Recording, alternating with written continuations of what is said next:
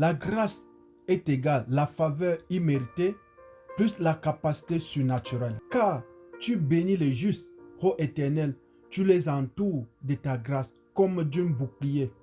Psaume 5, verset 13.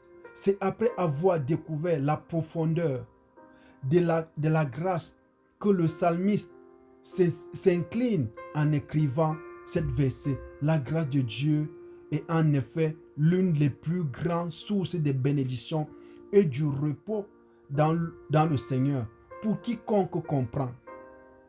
Notre règne sur la terre est pour origine première la grâce de Dieu. L'apôtre Paul nous le dit clairement dans Romains 5, 17 en ce thème.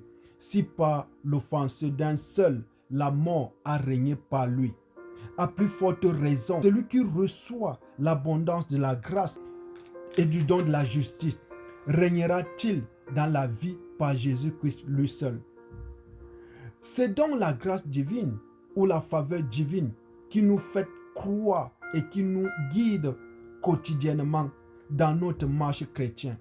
Avec elle, nous cessons tout combat et demeurons dans le repos de notre Seigneur.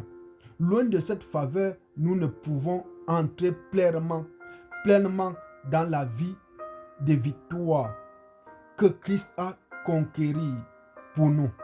C'est pourquoi il est important que chacun de nous dessaisisse son fonctionnement pour attirer le plus grand bénédiction. La grâce divine comporte deux aspects fondamentaux. D'une côté, la faveur imméritée et de l'autre côté, la capacité surnaturelle. Les deux se complètent parfaitement et doivent s'associer à la foi de l'homme pour que le dessein merveilleux de Dieu se réalise dans sa vie. L'ensemble de ces points sera abordé dans les lignes qui suivent avec les exemples bibliques afin de vous permettre de mieux cerner. Dans ce passage biblique, le mot grâce fait référence de la faveur imméritée ou faveur divine. Comme on le voit, cette faveur est liée à Dieu lui-même. Ainsi, Dieu veut que nous connaissions selon la caractéristique qu'il a donnée de lui-même dans sa parole. La vie chrétienne a déjà été faite par le Père et pour le Père. Il veut donc que nous comprenions que tout ce que nous cherchons à être, il le possède déjà. En dehors de lui, tous les dons que nous ne pouvons avoir sur la terre sont imparfaits. Dieu nous dit qu'il est le Père de la lumière et que toute grâce excellente, c'est-à-dire toute faveur et tout don parfait provient de lui. Si nous ne fixons pas nos yeux sur lui, tout ce que nous faisons nous conduira certainement à une satisfaction. Ainsi, aussi, tout ce que nous désirons sur la terre ne devient pas bon que si c'est Dieu lui-même qui nous l'aspire. Autrement, toute chose que nous possédons pourra nous amener au suicide. La vie chrétienne, en effet, ne se limite pas à la participation répétitive au culte du dimanche. Il s'agit d'une vie de tous les jours. Puisque Dieu vit en nous tous les jours, nous ne pouvons le forcer à désirer les choses contraires à sa sainte nature. Si Dieu ne fait pas notre joie, nous ne pouvons pas être dans la joie. C'est pourquoi il déclare que tout don parfait, toute grâce excellente procède de lui, le Père de la lumière, en qui il n'y a ni changement, ni aucune ombre de variation. Regardez comment Dieu se décrit lui-même. Je suis le Père de la lumière.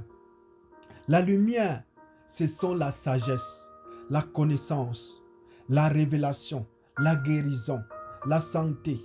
Toute la lumière que nous voulons se trouve en Dieu. Il nous dit de nous connecter en lui, qui nous transfère ces lumières et pour ce faire, il suffit de croire à ce qu'il dit.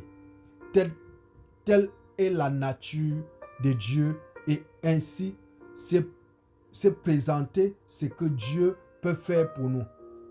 Il transfère en nous tout ce qu'il est. Le seul moyen de télécharger, le seul moyen d'avoir, le seul moyen de recevoir les choses de la nature de Dieu et la faveur divine, c'est elle qui peut déposer en nous tout ce que Dieu a. Dans Romains 5, 17, la parole de Dieu nous dit ceci. C'est pas l'offensé d'un seul, la mort a régné par lui seul. À plus forte raison, celui qui reçoit l'abondance de la grâce et du don de la justice régnera-t-il dans la vie par Jésus-Christ, lui seul. L'offensé d'Adam a ouvert la porte à Satan et a permis à la mort de régner. En d'autres termes, l'offensé d'un seul homme, Adam, a permis à la mort spirituelle et physique, à l'échec et à la faillite des règnes. Dieu dit donc, comme par un seul l'offensé, la condamnation a éteint tous les êtres humains.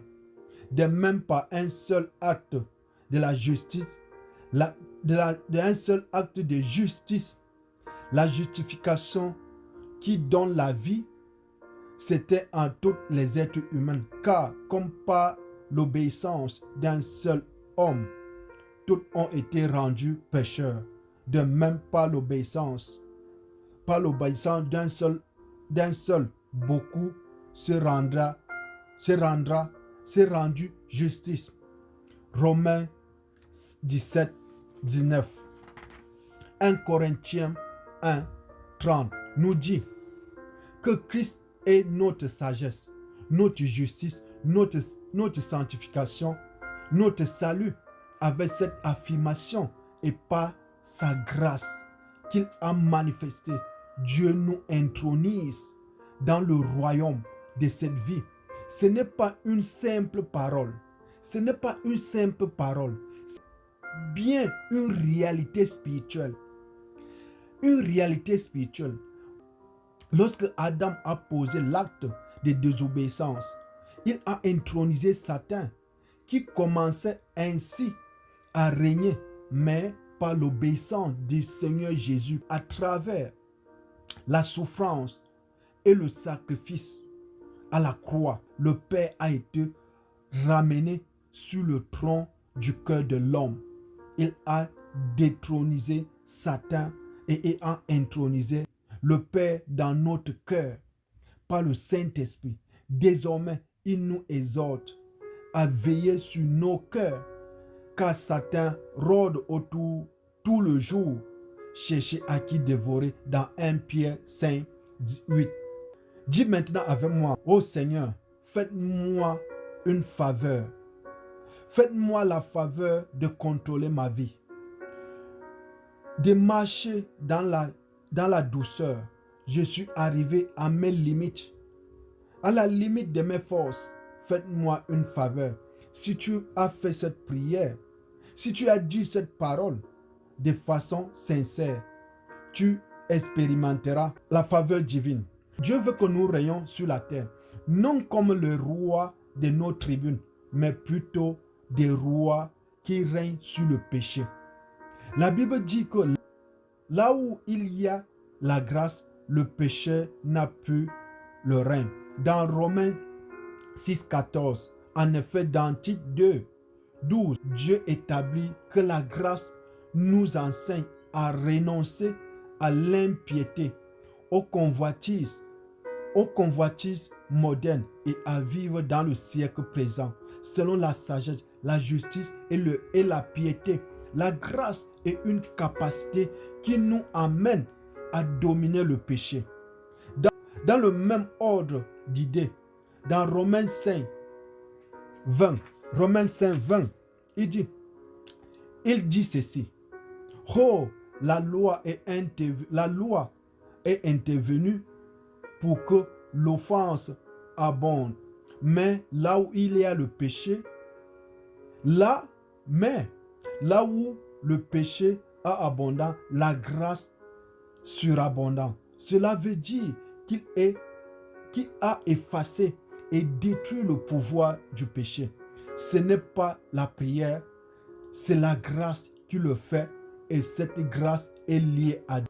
Faites que cette vidéo touche beaucoup de gens. Que Dieu vous bénisse au nom de Jésus.